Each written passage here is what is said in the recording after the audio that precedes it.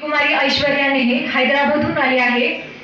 कविता मांडते चप्पल. माझ्या कवितेचे शीर्षक आहे चप्पल. ठरलेल्या सूत्राप्रमाणे आजही आई दूरच्या शेताला निघाली. 10वीच्या तासिकेला सुट्टी असल्याने मलाही सोबतीला चल म्हणाली. की ठरलेल्या सूत्राप्रमाणे आजही आई दूरच्या शेताला निघाली.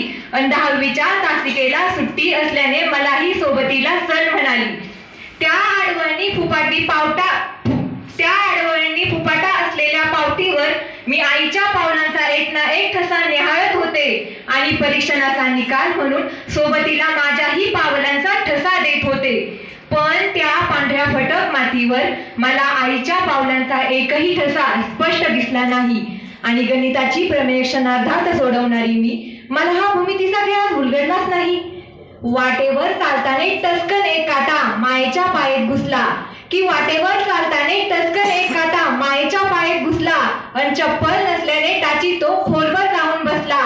तेव्हा भळाभळा वाहणाऱ्या त्या रक्ताकडे बघून मी आईकडे आईसाठीच चपलीचा हट्ट धरला आणि जपावपुरी काट्यालाही लेकराप्रमाणे असं सांगत मायनं तोही विषय दूर सारला.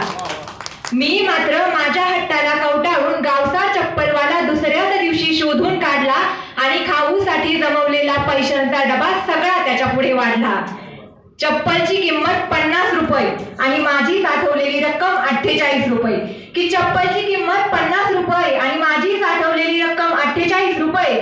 आता मुकाट्याने निघपुरी इथून अशा शब्दांत दुकानदार धारदार बरसला आणि माझा चपलीचा विचार तसाच माघारी घरी परतला. भरलेल्या अंतकरणाने पैसे आणि दप्तर पाठीवर अडकवून मी तशी शाळेला निघाले.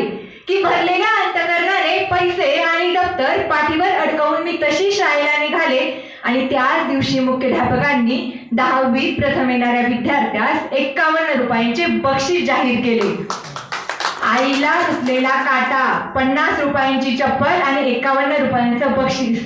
की आईला रुतलेला काटा, 50 रुपयांची चप्पल आणि 51 रुपयांचं बक्षीस हा डाव मनाला आतून रोज धक्के देत होता.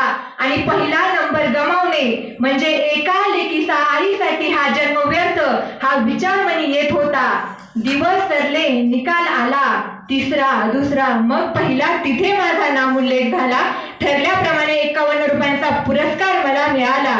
कार्यक्रमाच्या शेवटी जेव्हा मनोगतास मला उभे केले, दुष्काळ पडलेल्या डोळ्यात माझ्या पाणी दाटून आले. डोळ्यातून वाहणारा एक एक थेंब माझ्या मायेच्या सरणाऱ्या काट्याच्या वेदनेतून येत होता. की डोळ्यातून वाहणारा एक एक थेंब माझ्या मायेच्या सरणाऱ्या काट्याच्या वेदनेतून येत होता. आणि बक्षिसाचा 1 रुपया मला आईसाठीच्या हट्टाची आठवण करून देत होता. आता आईच्या पायात चप्पल आणि चपली खाली कित्येक काटे जात आहे. आता आईच्या पायात चप्पल आणि चपली खाली कित्येक काटे जात आहे. पण आईसाठीच धरलेल्या हट्टामुळे आजही वर्गात माझाच पहिला नंबर येत आहे. आजही वर्गात माझाच पहिला नंबर येत आहे. असाच पहिला नंबर आयुष्यभर येत राहो. आणि चप्पल ही कविता चप्पल न घालता सादर केली, त्यामुळे तुझे अभिनंदन. एकदम जोरदार आहे ऐश्वर्यासाठी. मला आहे ना, तुम्ही जोरदार काय म्हटलं की जोरदार वाजवतच नाही म्हणजे काय